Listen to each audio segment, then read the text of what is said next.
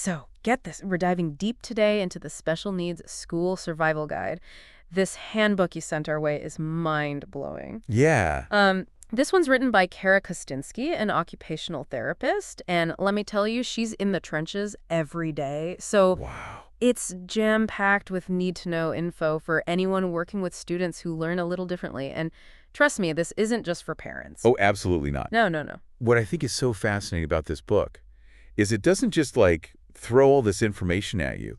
It actually gives you a framework to, like, understand the whole landscape of special education. Right. It's empowering. It is. For educators, therapists, families. Yeah, everyone involved in a child's journey. Exactly. Okay, so let's map out our deep dive here. Yeah.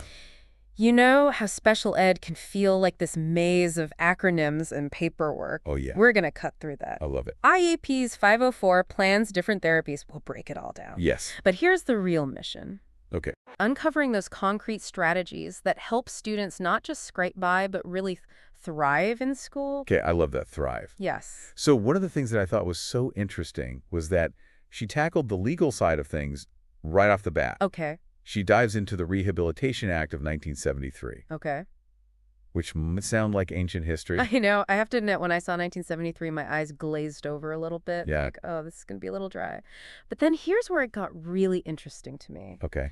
This law, it protects students with disabilities from discrimination, Wow. even in college and the workplace. That's huge. So it's not just about the school years, it's about setting these students up for success, like their whole lives. throughout their lives. Exactly. If Yeah. you think about it, like, let's say you're a student with dyslexia. Right. This law could mean you get the accommodations you need to succeed in college or even on the job. Powerful. Pretty powerful stuff. Okay, so we've got this big umbrella law, Yeah. the Rehabilitation Act. Right. Then there's IDEA, the Yes. Individuals with Disabilities Education Act, which is like the cornerstone It is. of special education in the U.S. Yep. This is where IEPs come into play. You got it. Right. So IDEA guarantees every student with a disability a free and appropriate public education, or AFE, Yeah. which is a mouthful. I know it's a lot. But it basically means they have the right to an education that meets their needs. Okay. And so the IEP, or Individualized Education Program, is the roadmap Yes. for how that happens. Got it. It outlines the student's specific goals, the support they'll get, the services they need to access their education. Okay, so an IEP is tailored for students who meet specific criteria under IDEA. Yes. Now, you mentioned 504 plans earlier. Mm-hmm. How are those different? So 504 plans are a bit broader. They cover any student with a disability that substantially limits a major life activity. Okay. You could be anything from ADHD or dyslexia to a physical disability or even a chronic illness. Wow. The key is that the disability needs to impact the student's ability to participate fully in school. So, for example, a student with severe allergies that require constant management might have a 504 plan Right. to ensure their safety and their access to medication at school. Precisely. And Kospitsky, she gives some really good advice about how to advocate for a student's rights Yes. under both IDEA and Section 504. Okay. She breaks down the timelines, the procedures, the whole process of how to get these plans in place. I think that's so important because it can be so overwhelming, especially for parents who are navigating this for the first time. Knowing their rights and how to advocate effectively is huge. Absolutely. And she stresses that these details can vary by state. Oh, right, of course. So it's really crucial to know the specifics in your area. So important. Yeah. All right, so I've covered the legal foundation. Yes. Now let's move into the world of therapy in schools. Okay. The book sheds light on the roles of occupational therapists, speech-language pathologists, and physical therapists. Yes. Like a trifecta of support. It is a trifecta of support. And what's interesting here is that school-based therapy is all about educationally relevant goals. Okay. So it's not just therapy in a general sense. It's really laser-focused on helping the student function and learn effectively within the school environment. So an occupational therapist working in a school might focus on fine motor skills Right. for handwriting or sensory processing to manage classroom overload, Yeah. or organizational strategies to help a student keep track of their work. Uh-huh. It's all about connecting those therapeutic goals to academic success. Exactly. And sometimes it's not even about direct therapy. Okay. The book talks about consultative services, where the therapist works with teachers and staff to implement strategies and modifications in the classroom itself. Ah, so it's a team effort. Yes, very much so. And before we even get to formal evaluations in therapy, the book mentions pre-referral interventions. Yes. What are those and why are they so important? So those are like the first line of defense. Okay. Teachers can try these strategies to see if they help address a student's challenges before going through the whole evaluation process. Okay. And sometimes a small tweak in the classroom is all it takes. Makes sense, but what if those tweaks aren't enough? Right. The book has this really insightful list of signs that a student might need extra support from a therapist. Yes. It's like a checklist for anyone who's working with kids. Right. Think about it from your own experience. Have you noticed a student who consistently struggles with social interactions Okay. or has trouble with fine motor tasks like writing or cutting or seems overly sensitive to certain sounds or textures? Yeah. These could all be signs that a therapist could help. Okay. Yeah. All right, and now let's talk about autism. Okay. A book dives deep into understanding and supporting students on the spectrum. Mm-hmm. What stood out to you in this section? Well, one thing that Kosinski really emphasizes is that there's no one-size-fits-all approach to autism. Right. The diagnostic process involves multiple professionals, different assessments, and a lot of observation. Yeah. To get a complete picture. Really get the full picture. Yes. And just as importantly, she highlights that autism presents a wide range of strengths and weaknesses. Right. It's truly individual. It's that saying, if you've met one child with autism, you've met one child with autism. Exactly. So the book encourages us to focus on the individual child's personality and needs, not just the label. Right. So what are some common challenges faced by students with autism in school? Well, Kosinski, she gives a great example of difficulty with abstract concepts. Okay. Things like understanding time or money can be really hard for some students with autism.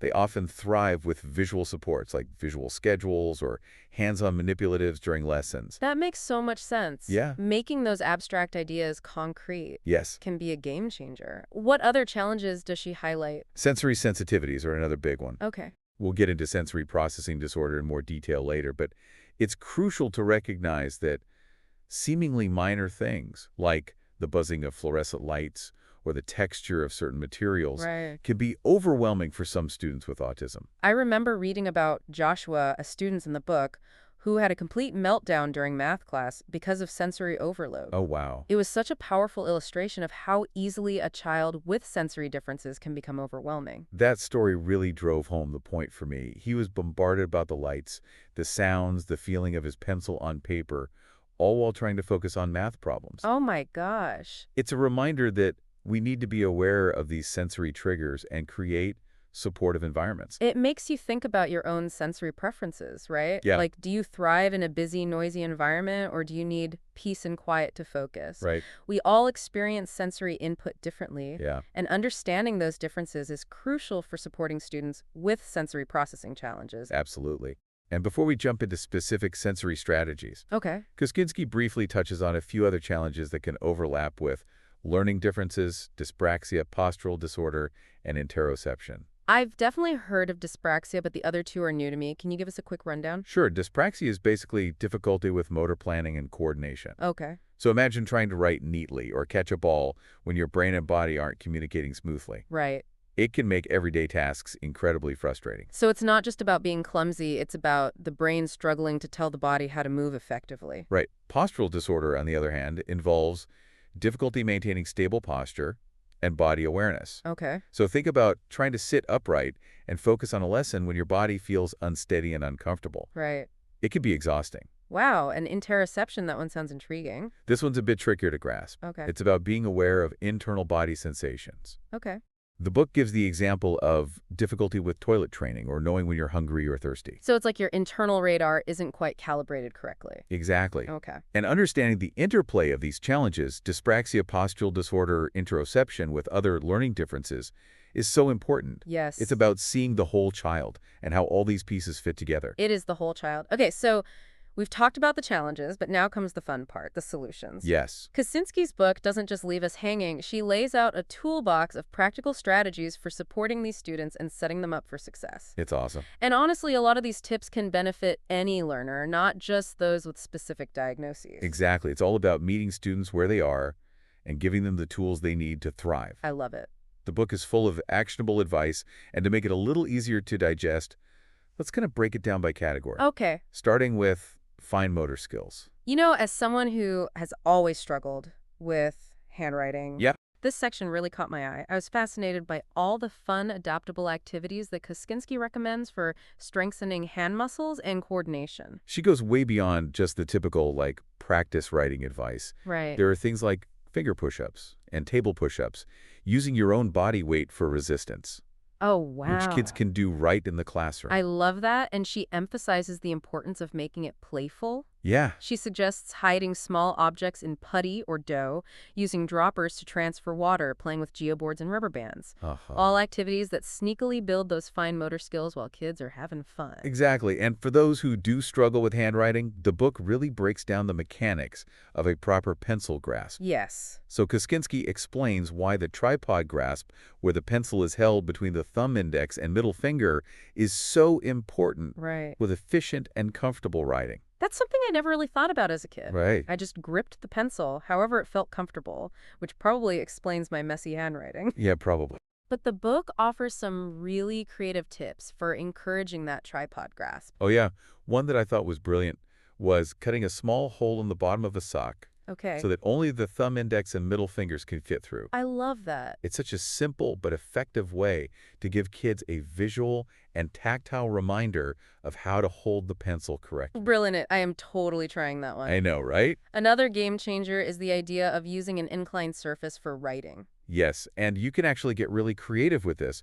Kosinski even suggests using a 3-ring binder Oh, really? to create a DIY inclined writing surface. So this helps with hand positioning, reduces strain, and makes the whole writing experience more comfortable. I love these little hacks, speaking of comfort and making things easier. Yeah, Let's move on to the topic of behavior and transitions. okay. One of Kosinski's core messages in this section is that behavior is communication. So crucial. Yes, it's about recognizing that challenging behaviors are often a way for students to express unmet needs or communicate their feelings, especially when they might not have the words to do so directly. Right. I remember feeling so lost when I was student teaching and a child would have a sudden outburst, Mhm. and it felt like a personal attack, Yeah, but now I realize it was likely just a communication breakdown. right. And the book provides a framework for understanding these behaviors, the ABC plan, Okay, antecedent behavior consequence. I like that. It helps us become detectives, Yes, figuring out what's happening before the behavior occurs, right. what the behavior looks like and how we're responding to it. So instead of just reacting to the behavior, we're taking a step back and analyzing the situation, like what are the triggers? What is the student trying to tell us? Exactly. And once we understand that why behind the behavior, Right.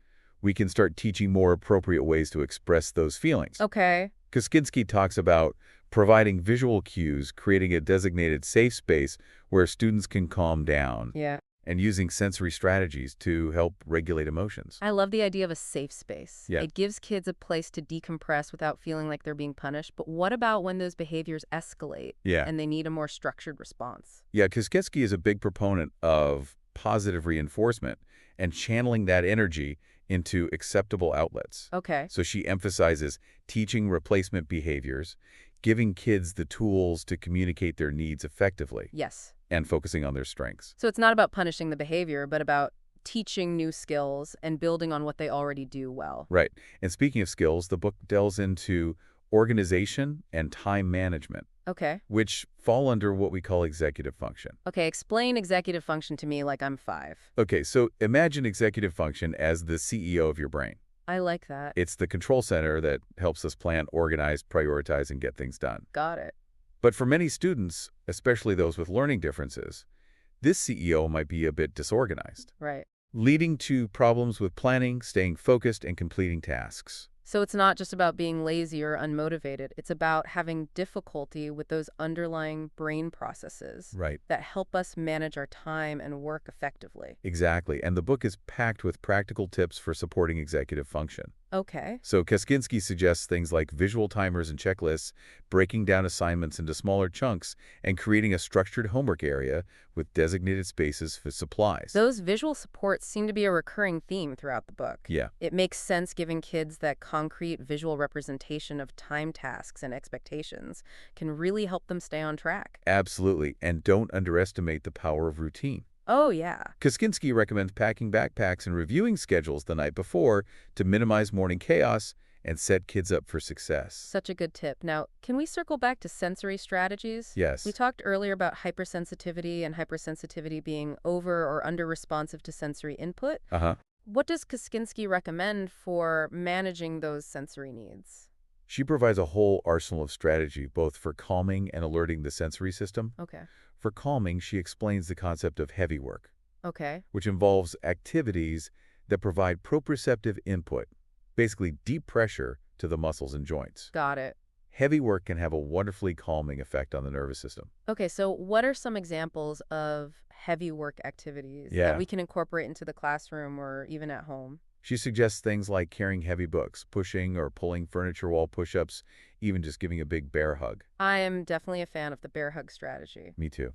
What about seating options? Can those play a role in sensory regulation? Absolutely. Kosinski recommends creative seating options like beanbags, tea stools, and standing desks to provide movement and sensory input. Right. So some kids need that extra movement to stay focused and regulated. I've seen those wobble stools in classrooms. They Yeah. seem to be a big hit. Yeah, their awesome weighted blankets and compression vests can also be helpful for some students, Okay, but she advises using them safely and effectively, always in consultation with a therapist. good point. We don't want to just throw sensory tools at kids without understanding how and why they work. Right. What about alerting strategies? What if a student needs a sensory boost to wake up their system and get focused? Kosinski has some fun suggestions for that. Okay. So crunchy and chewy foods can provide that extra sensory input. Think pretzels, carrots, chewy gum jerky. Okay. Strong scents and textured objects can also be helpful. So like a scented eraser or a textured fidget toy. Exactly. And for a quick sensory wake-up, she even suggests using a cold, wet washcloth on the face or neck. I like that.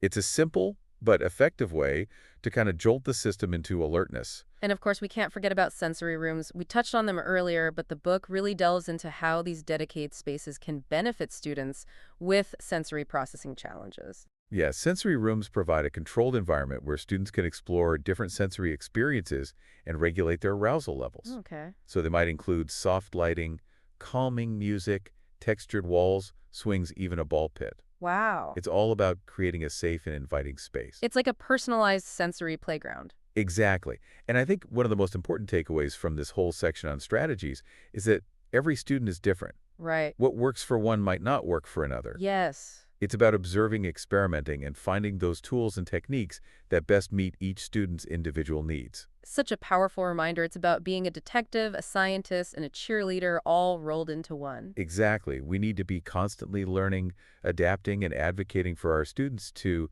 help them reach their full potential. This deep dive has been amazing. It has. I feel like I've gone back to school myself, Yeah, learned this whole new language of special I education. know. And there's just so much to unpack when it comes to supporting these incredible students. It's true, and it's a testament to Kosinski's book. Right. She doesn't just skim the surface. She provides that in-depth understanding, Mm-hmm. those real-life examples and actionable advice that you can use. Yeah. It's not just theory, it's practical application. What really stood out to me was how much emphasis she puts on that individualized approach. Yeah. It's not about one-size-fits-all solutions. Nope. It's about figuring out what works best for each unique student. Absolutely. That's the golden rule, right? It is. Every student is different. Yes. Every brain is wired differently. Mm-hmm. And what works for one might not work for another. Right. We need to be detectives, observing, experimenting, and really getting to know those individual strengths, challenges, and sensory preferences Yeah. to create supportive environments where kids can thrive. It's like we've been given this amazing toolbox full of strategies, Right. but we need to know which tools to use and when. Yeah. It's exciting, but it can also feel a little daunting. Right. So I'm curious, what are some of the takeaways that you're personally excited to put into practice? Well, I'm definitely intrigued by the concept of sensory rooms. Oh, yeah. I've heard about them, Mm-hmm. but the book really dives into the specific elements that make them effective. Right. The lighting, the sounds, the textures, even the smells. Yes. It's about creating a multi-sensory experience Right. that helps regulate the nervous system and allows kids to decompress or get that sensory input they need. I love it. I would love to explore creating a similar space in my own classroom. Oh, that's a great idea. Yeah. I'm already picturing a cozy corner with soft blankets, a beanbag chair, maybe even a mini trampoline. Oh, I love it. But on a more practical level, I am totally going to try that DIY inclined writing surface using a 3-ring binder. That's a great one. It's such a simple idea, but I can see how it could make a big difference for students who struggle with handwriting. Those small tweaks can often have a huge impact. And speaking of impact, One thing that really resonated with me was Kosinski's discussion of transition planning Okay. for teens and young adults with special needs. Yes. It's something we often overlook, but it's crucial for setting these students up for success beyond the classroom. It's about the bigger picture, right? We can't just focus on their school years. Right. We need to be thinking about their future, their goals, their aspirations, and how to equip them with the skills they need to navigate the real world. Exactly. Kosinski emphasizes starting that planning early, involving the student in the process, and really considering their individual interests and strengths. Okay. Do they want to go to college, pursue a trade, live independently? Mm-hmm. The transition plan should be tailored to their unique vision for their future. It's about empowering them, not just protecting them. Absolutely, and I think that's the overarching message of this whole book, Okay. empowerment. I liked it. It's about getting students, families, and educators the knowledge, the tools, and the confidence to advocate for what these students need to succeed. Powerful. So for anyone listening who's feeling inspired, curious, or maybe even a little overwhelmed, Yeah, I highly encourage you to check out The Special Needs School Survival Guide by Kara Kosinski. great book. It's a wealth of information, and honestly, it's a book that everyone who works with kids should read. I couldn't agree more. This deep dive has just scratched the surface. Right. There's so much more to explore, to learn, and to put into practice. And remember, this isn't just about surviving. No, It's about thriving. It's about seeing the potential in every student and creating a world where they can shine. love that. So keep learning, keep advocating, and keep believing in the power of possibility.